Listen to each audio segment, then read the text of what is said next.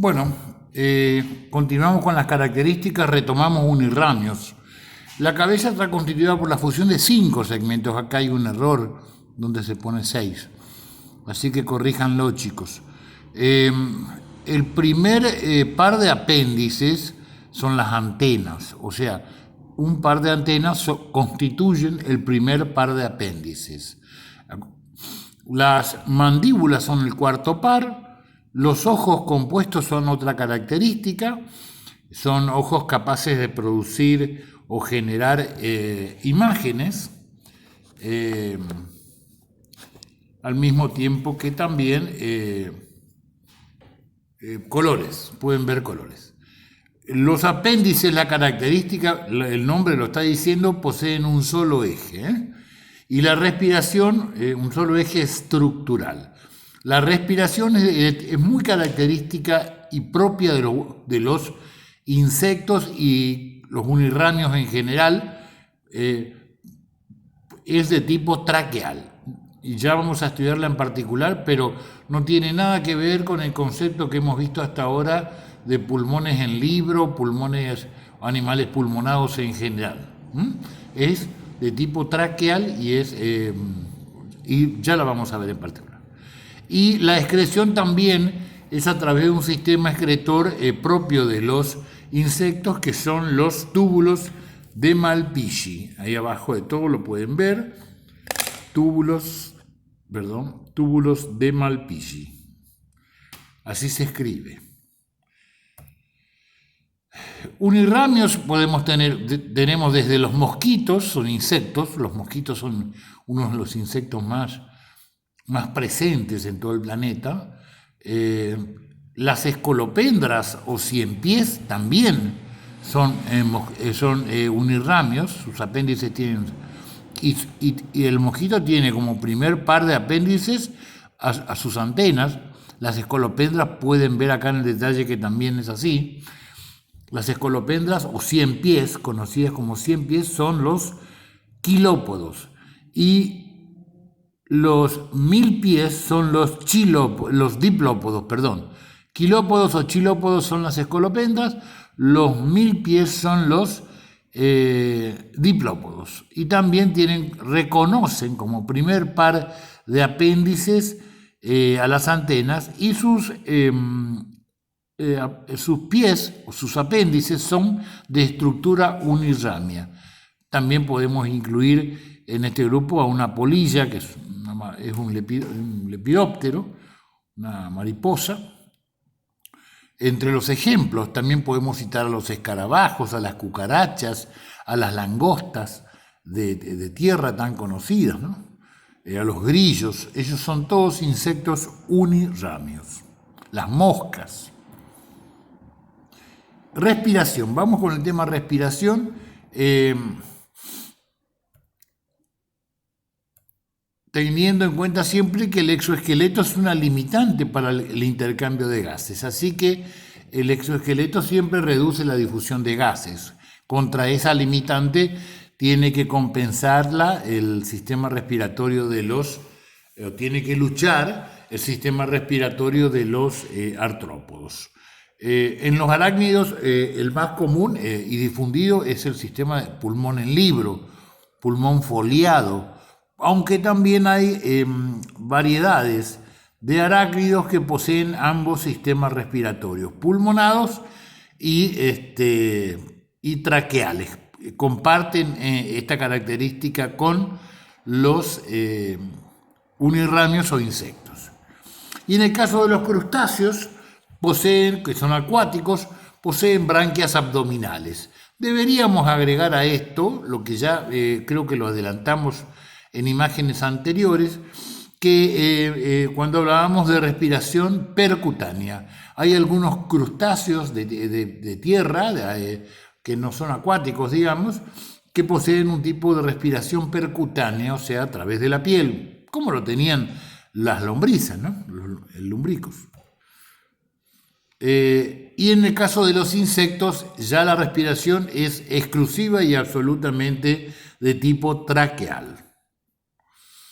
Fíjense, En el caso del sistema traqueal, muy particular en los insectos, el sistema traqueal es un sistema de tubos. No existen espacios de difusión o intercambio gaseoso como los pulmones o las branquias, sino que es directamente un sistema tubular.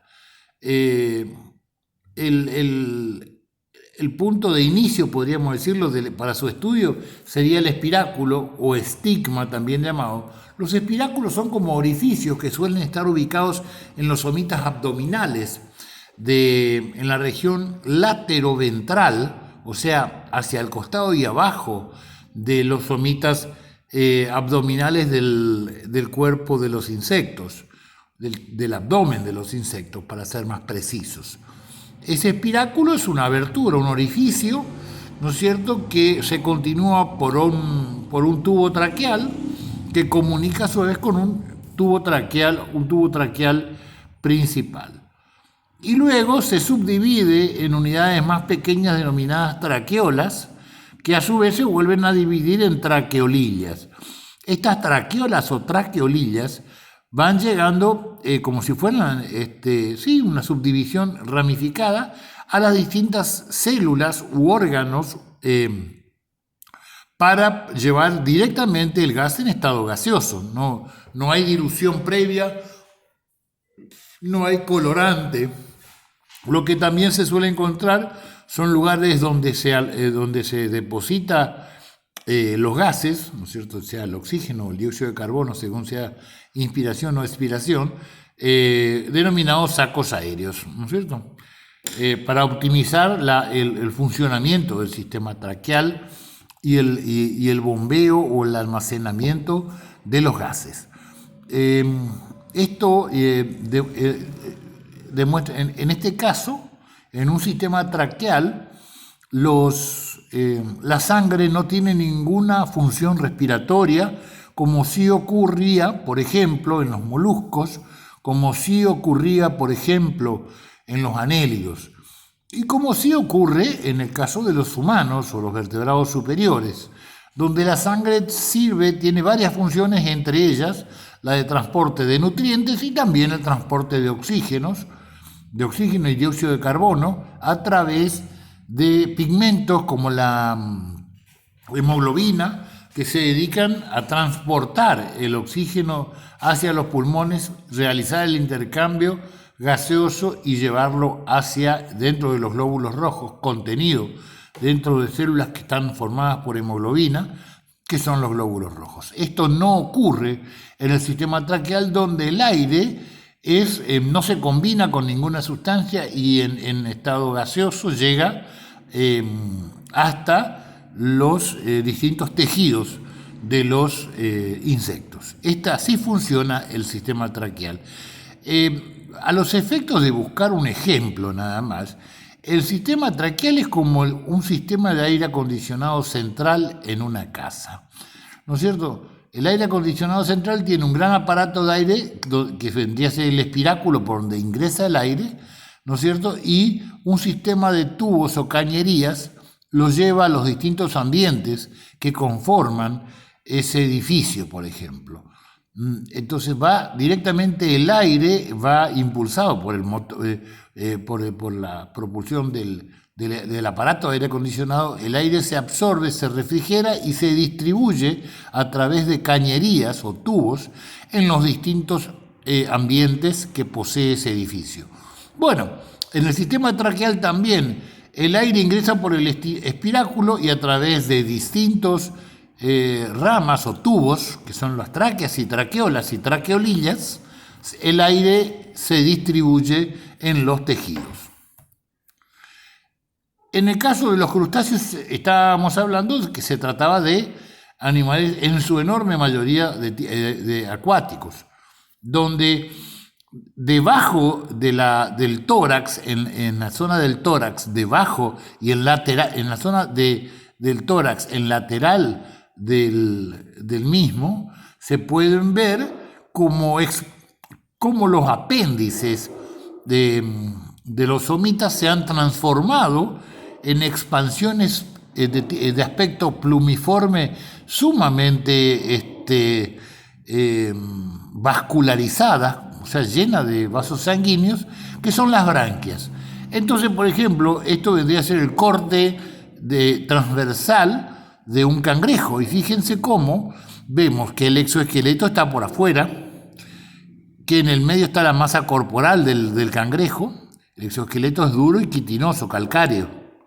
En el medio está el cuerpo del cangrejo, el intestino, podemos ver el vaso dorsal, podemos ver algunas gónadas o el sistema excretor, ¿no es cierto? Esto es la parte central. Y a los costados también, en esta cámara branquial, que está formada, fíjense, en negro es el exoesqueleto del cuerpo, y este es el exoesqueleto que se expande y forma como una cámara branquial. Esto vendría a ser la cámara branquial, lo que está rodeado por... Y adentro son apéndices que parten del cuerpo del animal, del crustáceo, que se expanden hacia afuera y forman como este aspecto plumiforme, que son las branquias. En el caso de los quelicerados o las arañas más primitivas, tenemos el caso del pulmón. Son pulmones foliados o pulmones en libro. Fíjense que en este caso hay una entrada o un acceso que se llama espiráculo, que es este que ven acá, que a su vez se conecta con... disculpen, problema acá técnico de nuestro sistema operativo, donde el aire ingresa y atraviesa un sistema de láminas u hojas a través del cual se produce el intercambio de gases. Estas hojas están muy vascularizadas, tienen arterias, tienen capilares, y el aire conteniendo oxígeno al pasar por ahí se impregnan y se absorbe el oxígeno y se elimina el dióxido de carbono. De esta forma actúa el pulmón de los que es el sistema respiratorio mayoritario en los quelicerados. La circulación, el sistema circulatorio abierto, típico de los artrópodos, funciona de esta manera. Aquí podemos ver, por ejemplo, tomando el corte longitudinal del cuerpo de un cangrejo o de un camarón, donde vemos esto que está afuera en doble color negro, en doble línea negra, es el exoesqueleto.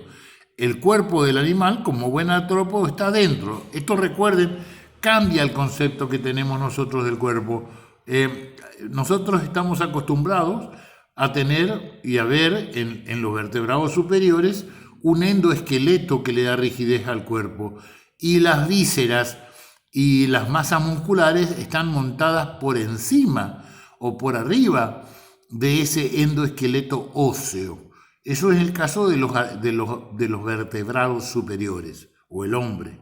En el caso de los artrópodos, es un exoesqueleto que forma como un estuche o como un paquete que rodea, como una armadura, habíamos dicho, medieval, que rodea y protege al cuerpo que está en el interior. Las vísceras y los músculos están en el interior.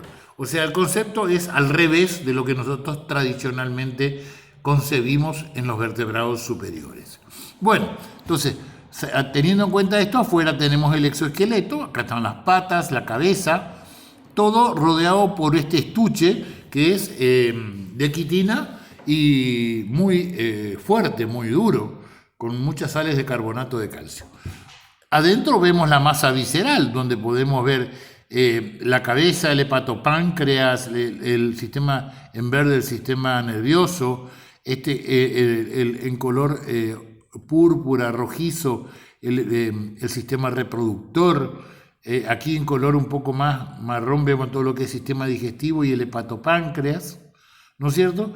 Y en rojo, encima, en la zona central del cuerpo, de su masa visceral, vamos a ver el corazón, que en realidad el corazón es una gran expansión del gran vaso dorsal, que es el que domina el sistema circulatorio. Esa dilatación o corazón está rodeada a su vez de una funda que es lo que pueden ver en blanco, que es el pericardio. que vendría a ser el celoma o la región del celoma que rodea el corazón. Y están los ostíolos que hacen el intercambio entre el pericardio, que es una cavidad, y el corazón propiamente dicho. Ahí se produce el intercambio de la sangre y el bombeo a través de vasos principales que luego se vuelcan, porque se extravasan, se vuelcan sobre los distintos senos hemocelómicos que rodean las distintas vísceras del cuerpo de los artrópodos. Así funciona un sistema circulatorio abierto. Bueno, la digestión. Vamos al proceso de digestión o alimentación. Los artrópodos, al tener tanta presencia, al estar tan difundidos en distintos ecosistemas, sin dudas, juegan un rol ecológico dentro de los ecosistemas que habitan. En primer lugar, tenemos que decir para esto que tienen un sistema digestivo completo, boca y ano, y tubo digestivo en el medio. Y posee, no hay órganos en el interior del tubo digestivo, órganos dedicados a la masticación o a la manipulación del alimento. Todos los órganos están fuera del sistema digestivo, y el sistema digestivo es nada más que un sistema tubular. Y lo que hay es una transformación y una adaptación de los apéndices a distintos tipos de aparatos bucales, según cuál sea la forma de alimentación que tiene cada artrópodo. Por ejemplo, lo que podemos ver acá, arriba y a la derecha, en el ángulo superior derecho, es el sistema suctopicador de un mosquito, donde las mandíbulas y los apéndices se han transformado en estiletes o sistemas para poder perforar la piel y succionar la sangre. Hay una transformación, acá vemos las antenas, la cabeza, y estas son las maxilas y las maxílulas. Los primeros son los apéndices que se han transformado y se han adaptado a un aparato suctopicador que le permite perforar la piel de sus fuentes de alimentación, perfora la piel y puede introducir como un estilete su aparato suctopicador y succionar la sangre. Acá, por ejemplo, vemos en el caso de las moscas un aparato suctolamedor, que fíjense que tiene como una especie de sistema. Acá lo vemos más ampliado, donde las maxilas, o sea, los primeros apéndices, se han transformado y adaptado a una suerte de sistema de succión también, y lamedor también. O sea, se embeben de la sustancia nutritiva y de esa manera la absorben. Son como una especie de sopapas, digamos, que absorben. Y por último tenemos el caso de los lepidópteros, a las mariposas, ¿no es cierto?, conocidas vulgarmente, que tienen un sistema también lamedor chupador, y se han transformado, así como los mosquitos lo transformaban para atravesar piel y poder picar y hundir la sangre y succionar la sangre. Ellos lo hacen despliegan ese sistema lamedor chupador, que está replegado y enrollado, y de esa forma succionan el néctar de las plantas. Se han adaptado cada uno a distintas funciones, todas relacionadas obviamente con el alimento. La excreción. Ojo, en el anterior todavía no vimos la principal estructura, que seguramente la vamos a ver después, que es la masticadora, como tienen, por ejemplo, langostas y cucarachas, que tienen un sistema masticador, un sistema digestivo de masticador. Ya lo vamos a ver mejor. La excreción también es muy particular en cada uno de los grupos. Así tenemos que en los arácnidos exclusivamente está dado por las glándulas coxales, ¿no es cierto? Y formados están por ácido úrico, glutámico y urea, que es el producto de excreción. La orina de los arácnidos está formada por ácido úrico, ácido glutámico y urea. En el caso de los crustáceos, las glándulas del sistema excretor se denominan glándulas verdes o glándulas antenales porque se encuentran en esa región, debajo de las antenas. Y el producto de excreción más importante en su orina es el amoníaco. En el caso de los insectos, el sistema excretor es el de túbulos de Malpighi o de Malpigio, ¿no es cierto?, que están ubicados en la zona posterior del abdomen y están conectados o desembocan en la porción posterior o terminal del sistema digestivo. O sea, mal y pronto hablando, estamos hablando más simplemente, podemos decir, en el intestino posterior. Y su principal producto de excreción es el ácido úrico. Fíjense, acá vemos el primero. En el caso de los crustáceos, exclusivo de los crustáceos, la glándula antenal o glándula verde. Fíjense que la glándula antenal se encuentra debajo de las antenas y detrás de las antenas en la zona del cráneo. Y de allí la excreción sale a través de un poro de excretor que se ubica en la zona de la cabeza, en la base de las antenas.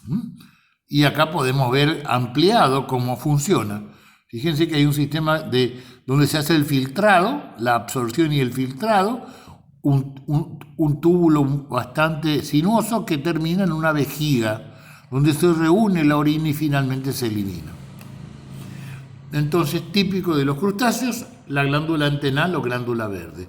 Los insectos, estos se encuentran en la región posterior del sistema digestivo. Y también hay como expansiones o como ramas que filtran y acumulan la orina y se eliminan en la región posterior del sistema digestivo, o sea, del intestino. Los túbulos de Malpighi tienen un transporte activo de potasio-agua para la ósmosis, o sea, pasan por ósmosis, esa agua se absorbe por ósmosis, y hay muchos cristales de ácido úrico que precipitan y se ubican en el intestino, se depositan en el intestino para ser eliminados, ¿no? Reproducción en los artrópodos. En primer lugar, debemos decir que los artrópodos son en su enorme mayoría, creo que todos, de tipo dioicos. O sea, hay machos y hembras y existe el dimorfismo sexual, se puede diferenciar bastante bien machos de hembras. Tienen una gran capacidad son muy prolíficos, se reproducen en enormes cantidades y este es uno de los secretos de su éxito evolutivo en el planeta. También el hecho de poseer un ciclo de vida corto los hace muy eficientes, rápidamente llegan a la madurez y pueden desarrollarse y desenvolverse como adultos. Eso achica o acorta el periodo crítico de los artrópodos y rápidamente los coloca en competencia, digamos, como maduros. Y en el caso exclusivamente válido para los insectos, existe un sistema, o se ha desarrollado un sistema, evolutivamente hablando, los insectos fueron capaces, entre otros de sus logros adaptativos y evolutivos, es el desarrollo de un sistema de maduración o de desarrollo denominado metamorfosis, que es exclusivo para los insectos, no es igual para crustáceos, no es igual para los quelicerados. Solamente rige este sistema de desarrollo desde huevo hasta adulto en los insectos. Y es interesante porque la metamorfosis es un sistema de desarrollo de las formas juveniles al adulto que reduce la competición por espacios o nichos ecológicos y la competencia por el alimento, que ya lo vamos a ver cuando lo estudiemos en particular, entre larvas y adultos. Fíjense, por un lado tenemos un sistema de metamorfosis, reitero, esto es excluyentemente para insectos, Pero tenemos por un lado un sistema denominado metamorfosis hemimetábola, en la cual los insectos poseen las siguientes fases: huevo y ninfa 1, ninfa 2, ninfa 1, huevo. A ver, empezamos de vuelta. Huevo, ninfa 1, ninfa 2, ninfa 3, ninfa 4 y adulto, o también denominado imago. Sea cual sea la especie de la que hablemos, si es hemimetábola va a tener una etapa de huevo y 4 etapas ninfales, que son las etapas juveniles, y una etapa ya de adulto denominado imago o adulto. En este proceso va a desarrollar mudas o ecdisis, que no tiene nada que ver, que inclusive esto ocurre en los otros artrópodos que no poseen metamorfosis. Así que no hay que confundir nunca metamorfosis con mudas. Muda no es metamorfosis, ni metamorfosis es muda. Lo que sí puede ocurrir es que en los procesos de metamorfosis vayan acompañados de mudas o ecdisis. Cada vez que pasa de un estado ninfal al otro, se produce una muda o ecdisis en estos procesos de metamorfosis que estamos hablando, que son hemimetábolos. Fíjense que en el caso de los hemimetábolos, el aspecto del insecto ninfal en su etapa ninfal 1, 2, 3 y 4 es bastante similar a la etapa ninfal, a la etapa de adulto o imago. La diferencia está en que se alimentan de fuentes diferentes, no poseen alas. Fíjense que las alas comienzan a aparecer recién en el estado de ninfa 4 y se terminan de desarrollar en estado de adulto o imago. O sea, y tampoco internamente, esto no lo podemos ver, como son formas juveniles, todavía no se pueden ver sistemas o desarrollo o maduración del sistema reproductor. Diferente es el caso del otro tipo de metamorfosis denominado metamorfosis holometábola. El término, vamos para atrás de vuelta, hemi es mitad, hemi significa a medias. Entonces son cambios graduales. No hay grandes diferencias entre las formas juveniles y el adulto. No hay cambios muy abruptos. En el caso de los holometábolos, ¿no es cierto?, los cambios son sumamente bruscos y un estadio a veces no se corresponde con el anterior.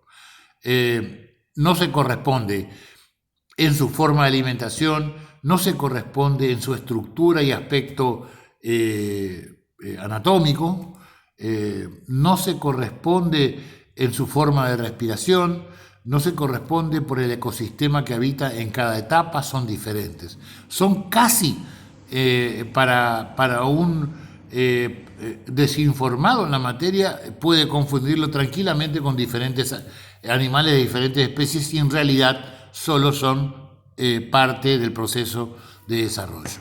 Entonces, en el caso de los metábolos tenemos los siguientes estadios, ¿no es cierto?, que son huevo, que lo ven acá, larva, que puede tener 4 estadios de larva: larva 1, larva 2, larva 3 y larva 4. Luego del periodo de larva pasa al siguiente periodo, que es el denominado crisálida o pupa. En este periodo, en el periodo de larva, el insecto acumula gran cantidad de alimentos y los deposita en su cuerpo para pasar antes de pasar al periodo de pupa o crisálida, en el cual está aislado del medio, casi en un estado de hipobiosis, y no se alimenta. Entonces, y ahí termina la maduración para que finalmente pueda ser adulto. Entonces, en los holometábolos tenemos huevos, larvas de 4 estadios, pupa o crisálida y finalmente adulto.